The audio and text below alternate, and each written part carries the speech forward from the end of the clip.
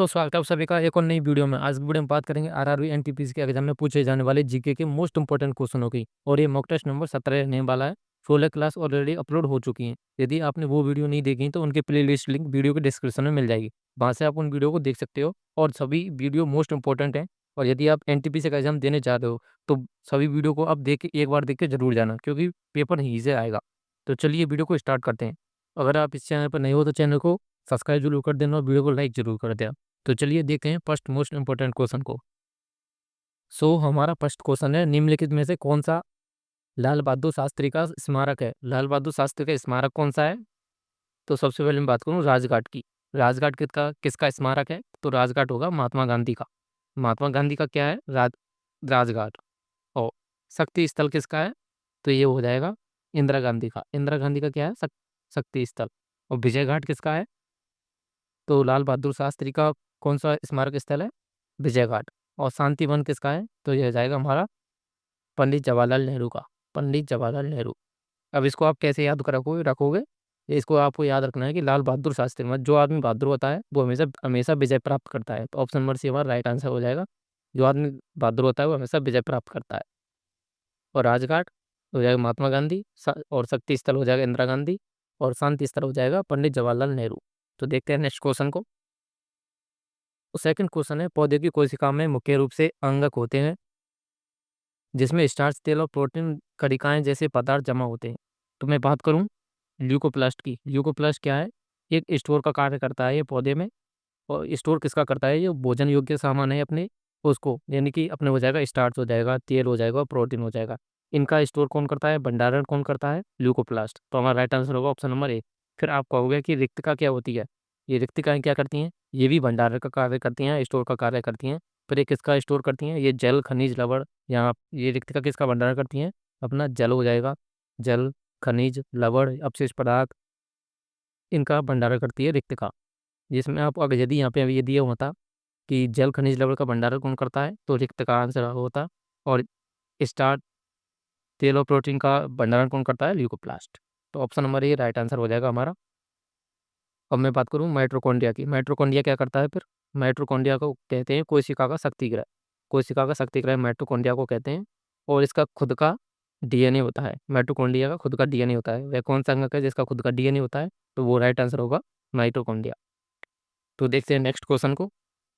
1953 में किसकी अध्यक्षता में पहला अन्य पिछड़ा वर्ग या जिसको कहते हैं ओबीसी आयोग गठित किया गया था? तो 1953 में ओबीसी आयोग का गठन किया गया था। ओबीसी आयोग का गठन किया गया था और इसकी अध्यक्षता किसने की थी? तो आपको याद होगी काका कालेलकर के द्वारा इसकी अध्यक्षता की गई थी। Option number C right answer हो जाएगा। काका कालेलकर द्वारा इसकी अध्यक्षता की गई थी। तो देखते हैं नेक्स्ट क्वेश्चन को। है भारतीय संविधान का अनुच्छेद आर्टिकल 39 ए किससे संबंधित है? तो आर्टिकल 39 ए किससे संबंधित है? ये हो जाएगा निःशुल्क विधिक सहायता। आर्टिकल 39 ए निःशुल्क विधिक सहायता। और आर्टिकल 39 डी किससे संबंधित है? तो वो हो जाएगा समान कार्य के लिए समान वेतन, चाहे और वुमेन हो चाहे मैन हो, उनके लिए समान कार्य के लिए समान वेतन का प्रावधान आर्टिकल 39 डी में निहित है। और मैं बात करूँ जीवन का अधिकार, तो आर्टिकल 21 मैंने आपके लिए कराया था, प्राण एवं दैहिक स्वतंत्रता में जीने का अधिकार है। मैं बात करूँ पंचायती राज, पंचायती राज किस कौन से आर्टिकल में है? आर्टिकल 243 से लेकर आर्टिकल 243 ओ। आर्टिकल 243 ओ तक पंचायती राज संबंधित है। और स्वतंत्रता का अधिकार आर्टिकल आपको याद होगी 19 से लेकर आर्टिकल 22 तक स्वतंत्रता का अधिकार है। तो देखते हैं नेक्स्ट क्वेश्चन को। ये वीडियो आपको अच्छी लगी हो तो वीडियो को लाइक जरूर कर लेना। तो नेक्स्ट क्वेश्चन है मोस्ट इंपोर्टेंट, डीएनएस का पूर्ण नाम क्या है? डीएनएस का पूर्ण नाम क्या है? Domain name system. तो ऑप्शन नंबर भी राइट आंसर हो जाएगा। डोमेन नेम सिस्टम डीएनएस का पूर्ण नाम होता है। मैंने आपके लिए जितने भी अब तक मॉक टेस्ट कराए हैं और मैंने आपके प्रीवियस ईयर के पेपर भी देखे हैं, उनमें एक चीज़ कॉमन थी, वो था कंप्यूटर्स की ये फुल फॉर्म। कंप्यूटर की फुल फॉर्म जरूर एग्जाम में पूछी जाती है, आपको फुल फॉर्म याद रखनी है। क्वेश्चन है, निम्न में से कौन सा वस्तु का सबसे बड़ा और आभासी प्रतिबिंब निर्मित करता है? तो वस्तु का बड़ा, आभासी और सीधा प्रतिबिंब कौन निर्मित करता है? वो हो जाएगा अवतल दर्पण। ऑप्शन नंबर ये राइट आंसर हो जाएगा। इसके इसके यूज पूछे जाते हैं एग्जाम में, इसके यूज क्या क्या है? तो इसका यूज है वाहनों की हेडलाइट में अवतल दर्पण का यूज किया जाता है। और ये बड़ा प्रतिबिंब बनाता है, इसलिए नाई जो हमारे बार बार कटिंग करते हैं वह इसी दर्पण का यूज करते हैं, अवतल दर्पण का। ये इसके यूज हो जाएंगे। अब मैं बात करूँ उत्तल दर्पण की, उत्तल दर्पण किसमें यूज होता है? तो उत्तल दर्पण होता है बाणों का पश्चात दृश्य देखने में। सबसे ज़्यादा मोस्ट इंपोर्टेंट यही पूछा जाता है कि बाणों का पश्चात दृश्य देखने में किसका यूज होता है? उत्तल दर्पण का। और बाणों की हेडलाइट में अवतल दर्पण का। तो हमारा राइट आंसर होगा ऑप्शन नंबर ए। देखते हैं नेक्स्ट क्वेश्चन को। सो नेक्स्ट क्वेश्चन है, भारतीय राष्ट्रीय कांग्रेस की अध्यक्षता करने वाली पहली भारतीय महिला कौन थी? तो ये पूछ रहा है पहली भारतीय महिला, तो पहली भारतीय महिला थी सरोजनी नायडू। 1925 में इन्होंने अध्यक्षता की थी भारतीय राष्ट्रीय कांग्रेस की। और 1925 का कौन सा अधिवेशन था? 1925 के कानपुर अधिवेशन में। कानपुर अधिवेशन में इन्होंने भारतीय राष्ट्रीय कांग्रेस की अध्यक्षता की थी। ये पहली भारतीय महिला थी। और मैं बात करूँ पहली महिला कौन थी भारतीय राष्ट्रीय कांग्रेस की, पहली महिला कौन थी? तो एनी बेसेंट। आपको याद होगी 1917 के कलकत्ता अधिवेशन। 1917 के कलकत्ता अधिवेशन में इन्होंने अध्यक्षता की थी। तो पहली महिला पूछे तो एनी बेसेंट हमारा राइट आंसर होगा। और पहली भारतीय महिला पूछे तो सरोजिनी नायडू हमारा राइट आंसर हो जाएगा। तो पिछले 6 माह की करंट अफेयर की क्लास और सेट 1 ये आपका यूट्यूब चैनल पर अपलोड हो चुका है। यदि आपने ये वीडियो नहीं देखी है तो इसको देख लेना। एग्जाम में आपको बहुत सहायता मिलेगी इससे। इससे 3-4 क्वेश्चन आपके लिए इसी वीडियो से देखने को मिल जाएंगे, क्योंकि करंट अफेयर का वेटेज आजकल एग्जाम में ज़्यादा पूछा जाता है। और टोटली मोस्ट इंपॉर्टेंट क्वेश्चन कराए हैं मैंने इसमें। तो देखते हैं नेक्स्ट क्वेश्चन को। इस वीडियो की लिंक आपको वीडियो के डिस्क्रिप्शन में मिल जाएगी। तो नेक्स्ट क्वेश्चन है, वायुमंडल में कार्बन डाइऑक्साइड की सांद्रता लगभग कितनी होती है? तो मैं सबसे पहले बात करूँ 78.08%। ये कौन सी गैस पाई जाती है? तो नाइट्रोजन गैस पाई जाती है। सबसे ज़्यादा नाइट्रोजन पाई जाती है 78.08%। और फिर मैं बात करूँ 20.95%, ये कौन सी पाई जाती है? तो ऑक्सीजन। सबसे ज़्यादा ऑक्सीजन सेकंड नंबर पर पाई जाती है 20.95%। और फिर कौन सी गैस पाई जाती है? तो 0.93% कौन सी गैस पाई जाती है? तो वो है आर्गन गैस अपनी। और चौथे नंबर पर सबसे ज़्यादा कौन सी गैस पाई जाती है? तो वो हो जाएगी अपनी कार्बन डाइऑक्साइड। कार्बन डाइऑक्साइड पाई जाती है कितनी? 0.38%। लगभग 0.4% पाई जाती है। तो राइट आंसर हो जाएगा अपना ऑप्शन नंबर डी। देखते हैं नेक्स्ट क्वेश्चन को। सो नेक्स्ट क्वेश्चन है, स्पाउ नृत्य भारत के किस क्षेत्र से संबंधित है? तो स्पाउ नृत्य किस क्षेत्र से संबंधित है? वो हो जाएगा Ladakh. Option number B right answer हो जाएगा। स्पाउ नृत्य लद्दाख में किया जाता है। नेक्स्ट क्वेश्चन देखते हैं, निम्नलिखित में से कौन सा स्मारक मध्य प्रदेश में स्थित नहीं है? मध्य प्रदेश में कौन सा स्थित नहीं है? जंजीरा का किला ये कहाँ पर है? ये हो जाएगा अपना महाराष्ट्र। और यही अपना राइट आंसर हो जाएगा ऑप्शन नंबर ए।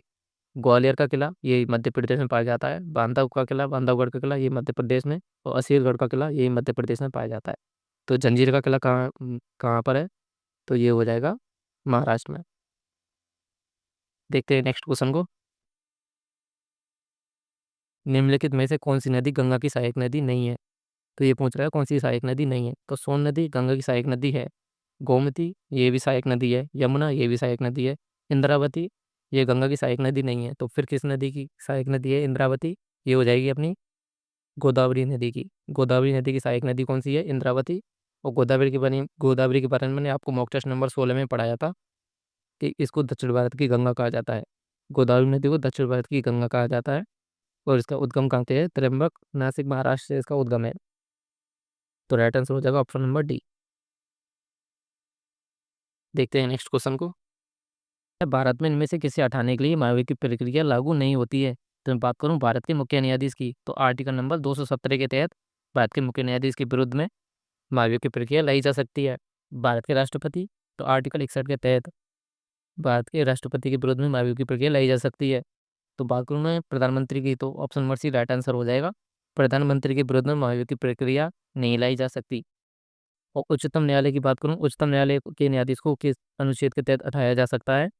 आर्टिकल 124 के तहत उच्चतम न्यायालय के न्यायाधीश को पद से हटाया जा सकता है। उनके या उनके विरोध में माफी की प्रक्रिया लाई जा सकती है। तो हमारा राइट आंसर हो जाएगा ऑप्शन नंबर सी। देखते हैं नेक्स्ट क्वेश्चन को। नेक्स्ट क्वेश्चन है, अंकुरण के समय बीज का कौन सा भाग जड़ का निर्माण करता है? तो जड़ का निर्माण कौन सा करता है? तो मूलांकुर जड़ का निर्माण करता है। और तने की बात करूँ, तने का निर्माण कौन सा करता है फिर अंकुरण के समय? तो तने का निर्माण करता है प्रांकुर। प्रांकुर तने का निर्माण करता है। मूलांकुर जड़ का निर्माण करता है। तो आपको इसे याद रखना है। नेक्स्ट क्वेश्चन है, रैम किस प्रकार का संग्रहण मेमोरी है और किस प्रकार की मेमोरी है, प्राथमिक या द्वितीयक? तो रैम आपको होता है, रैम वो किस प्रकार की मेमोरी होती है? ये प्राथमिक मेमोरी होती है। Option number D right answer हो जाएगा। और द्वितीयक मेमोरी कौन सी होती है? तो द्वितीयक मेमोरी होती है जैसे हार्ड डिस्क हो जाएगी अपनी, ये बाहर से किसी डिवाइस में इंटर की जाती हैं। तो हमारा राइट आंसर होगा ऑप्शन नंबर डी। देखते हैं नेक्स्ट क्वेश्चन को। मोस्ट इंपॉर्टेंट क्वेश्चन, आने की पूरी संभावना है इस क्वेश्चन की। 2025 में खेलो इंडिया यूथ गेम में किस राज्य ने सर्वश्रेष्ठ प्रदर्शन किया? तो यूथ गेम सबसे पहले ये कहाँ हुआ था? तो आपको ये पता होगी, बिहार। बिहार में ये आयोजित हुआ था। इसका शुभंकर क्या था इसका? इसका शुभंकर था गज सिंह। गज सिंह इसका शुभंकर था। और कहाँ पर हुआ था? बिहार में हुआ था। और इसमें फर्स्ट रैंक किसने प्राप्त की? तो महाराष्ट्र ने इसमें फर्स्ट रैंक प्राप्त की। तो हमारा राइट आंसर हो जाएगा ऑप्शन नंबर बी। देखते हैं नेक्स्ट क्वेश्चन को। नेक्स्ट क्वेश्चन है, बाइनरी प्रणाली में 1 KB या 1 किलोबाइट को कहते हैं 1 KB किसके बराबर होती है? कितने बाइट के बराबर होती है? तो मैं आपको पता होगा 1024 बाइट के बराबर होती है 1 KB, 1024 byte. Option number A right answer हो जाएगा। देखते हैं नेक्स्ट क्वेश्चन को। नेक्स्ट क्वेश्चन है, गांधी जी ने किस एक्ट या अधिनियम के खिलाफ लड़ने और सत्याग्रह शुरू करने का फैसला किया था? तो वह किसके विरुद्ध किया था? रॉलेट एक्ट के तहत, क्योंकि इसमें बिना अपील और बिना दलील के आपको कारावास में डाल दिया जाता था। और कितने साल के लिए? 2 साल के लिए। तो राइट आंसर हो जाएगा ऑप्शन नंबर ए। अब मैं बात करूं, भारत सरकार अधिनियम 1858 के तहत क्या किया जाता है? तो सबसे पहले तो भारत के गवर्नर जनरल का पद समाप्त कर दिया जाता है। और यह वायसराय के रूप में चेंज कर दिया जाता है कि भारत का गवर्नर जनरल अब भारत का वायसराय होगा। और पहला वायसराय कौन होता है? तो वो होता है कैनिंग। कैनिंग भारत का प्रथम वायसराय होता है। इसको भी याद रखना है, एग्जाम में पूछा जाता है भारत का प्रथम वायसराय कैनिंग। और और इसके तहत क्या होता है? 1858 के तहत ही क्या होता है? तो ईस्ट इंडिया कंपनी का भारत पर शासन संपूर्ण रूप से समाप्त कर दिया जाता है। और भारत का शासन अब किसके हाथों में चले जाता है? तो भारत पर शासन अब कौन करता है? British crown. ब्रिटिश क्राउन अब भारत पर पूर्ण रूप से शासन करती है। तो हमारा राइट आंसर होगा ऑप्शन नंबर ए। देखते हैं नेक्स्ट क्वेश्चन को। मोस्ट इंपोर्टेंट क्वेश्चन, भारत के स्वतंत्र होने के पूर्व लगातार 6 वर्षों तक भारतीय राष्ट्रीय कांग्रेस के अध्यक्ष पद पर रहने वाले एकमात्र व्यक्ति कौन थे? तो आपको याद होगी, कांग्रेस का अधिवेशन 1940 से लेकर 1946 तक इसकी अध्यक्षता कौन करते हैं? तो मौलाना अब्दुल कलाम आज़ाद इसकी अध्यक्षता करते हैं। और एक बार 1923 में भी अध्यक्ष रहे थे। 1923 दिल्ली में अधिवेशन हुआ था। दिल्ली में अधिवेशन हुआ था। और सबसे कम उम्र के अध्यक्ष बनते हैं 1923 में। सबसे कम उम्र के अध्यक्ष कौन बनते हैं? मौलाना अब्दुल कलाम आज़ाद। और लगातार 6 वर्षों तक भारतीय राष्ट्रीय कांग्रेस के अध्यक्ष पद पर कौन रहते हैं? मौलाना अब्दुल कलाम आज़ाद। और कब से कब तक? 1940 से लेके 1946 तक। तो राइट आंसर होगा ऑप्शन नंबर ए। देखते हैं नेक्स्ट क्वेश्चन को। नेक्स्ट क्वेश्चन है, इनमें से किस संस्थान ने 2024 में अपनी स्थापना के 55 वर्ष पूर्ण कर लिए हैं? तो मैं बात करूं इसरो की। इसरो की स्थापना कब होती है? 15 अगस्त 1969 को। 15 अगस्त 1969 को इसकी स्थापना होती है। और 2024 में इसके 55 वर्ष पूर्ण हो जाती हैं। और इसके प्रथम अध्यक्ष कौन होते हैं इसरो के? डॉक्टर विक्रम साराभाई। डॉक्टर विक्रम साराभाई इसके प्रथम अध्यक्ष होते हैं। इनके द्वारा ही इसरो की स्थापना की जाती है 15 अगस्त 1969 को। अब बात करूँ मैं डीआरडीओ की। डीआरडीओ की स्थापना कब होती है? 1958 में डीआरडीओ की स्थापना होती है। अब इसके वर्तमान में अध्यक्ष कौन है? समीर कामेत। समीर कामेत इसके वर्तमान में अध्यक्ष हैं। और इसरो के वर्तमान में अध्यक्ष कौन है? वी नारायण। वी नारायण इसरो के वर्तमान में अध्यक्ष हैं। देखते हैं नेक्स्ट क्वेश्चन को। नेक्स्ट क्वेश्चन है, निम्नलिखित में से किस प्रकार का वृक्षारोपण रेगिस्तान में मिट्टी के कटाव को रोकने में मदद करता है? तो वह कौन सा हो जाएगा? Shelter belt. ऑप्शन में राइट आंसर हो जाएगा शेल्टर बेल्ट मिट्टी के कटाव को रोकने में मदद करता है। देखते हैं नेक्स्ट क्वेश्चन को।